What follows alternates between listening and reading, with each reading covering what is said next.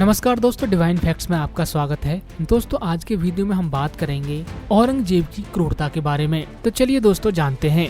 सिवा गया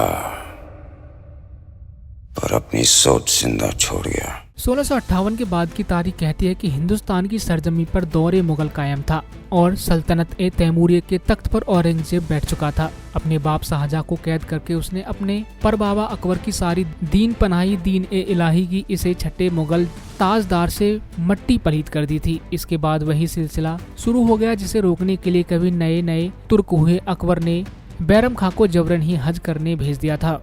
औरंगजेब आलमगीर तकरीबन 450 साल पहले का वो मुगलिया बादशाह भारतीय सियासत में जिसके चर्चे किसी बोतलबंद जिनकी मनिंद जब तब बाहर निकल आते हैं, ऐसे ही कुछ हाल इन दिनों भी हो रखा है। एक फिल्म आई है छावा, मराठी छत्रपति शिवाजी महाराज के शेर बेटे छत्रपति संभाजी राजे की जीवन कथा से प्रेरित है। संभाजी महाराज की इस जीवन कथा में भी औरंगजेब एक खास किरदार बनकर निकलता है। इतिहास में औरंगजेब के जो भी वाक्य दर्ज हैं वह इस ओर इशारा करते हैं कि वह एक क्रूर बादशाह रहा होगा, लेकिन हाल के दिनों में इसी बात पर विवाद चल रहा है। संगीत से नफरत करता था औरंगजेब को लेकर एक बात और मशहूर है कि वह मैसिकी पसंद बिल्कुल नहीं था। उसे साज संगीत से खूब परहेज था। वैसे ऐसा कई जगह लिखा मिलता है कि औरंगजेब को साहित्य पसंद आते थे, लेकिन इतालवी इतिहासकार मनुची लिखते हैं कि उसे सिर्फ धार्मिक साहित्य पसंद थे और वह भी इस्लामिक। वह अपने बड़े भाई दारा शिकोह से दूरी और उससे नफरत की एक वजह यह भी थी।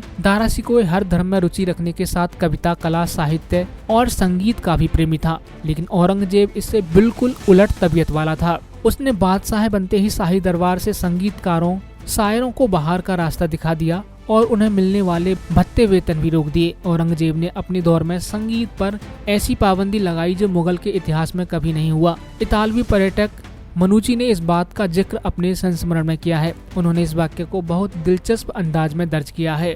दीन पनाही और दीन ए इलाही से अलग थी औरंगजेब की राहें। औरंगजेब चारों ओर नंगी तलवारें लिए घोड़े दौड़ा रहा था। बेधड़क खून बहाना उसकी शकल में था। उसने हर ऐसे मौके दस्तूर को सल्तनत की अपनी दीवानगी की राह में फना कर डाला जो वक्त जरूरत पर कभी मोहब्बत के मुकाब बन सकते थे। महफिलें तनहा कर दी गईं, शायर चुप करा दिए गए और सुकून लिखने वालों की कलमें तोड़कर स्याही यमुना में बहा दी गई। लिहाजा आगरे से लेकर दिल्ली के जिन किलों में कभी शेर और सुकुन में मुंडेर मीनार मस्त रहते थे, वहाँ वीरानी बसने लगी और तमाम कलाम कहने वाले, गजल गुनगुनाने वाले भूखे बेबस होने लगे। इल्म में है कि जिस किसी चीज का जितना दबाव वह उतनी ही जोर मारती हुई ऊपर आती है। संगीतकारों ने निकाला साज का जनाजा।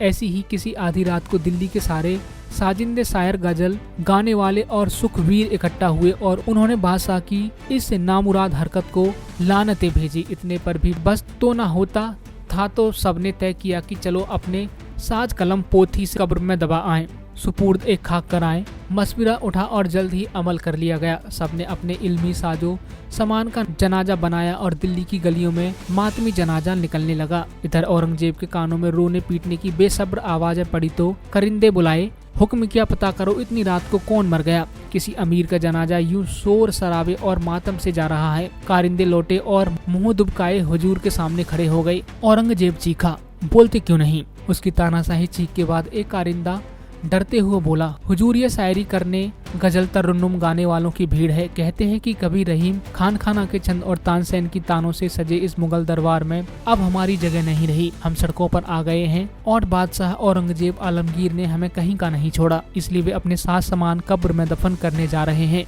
एक पल की चुप्पी के बाद औरंगजेब थोड़ा हंसा और बोला, जाओ उनसे कह दो कब्रें जरा गहरी खोदें।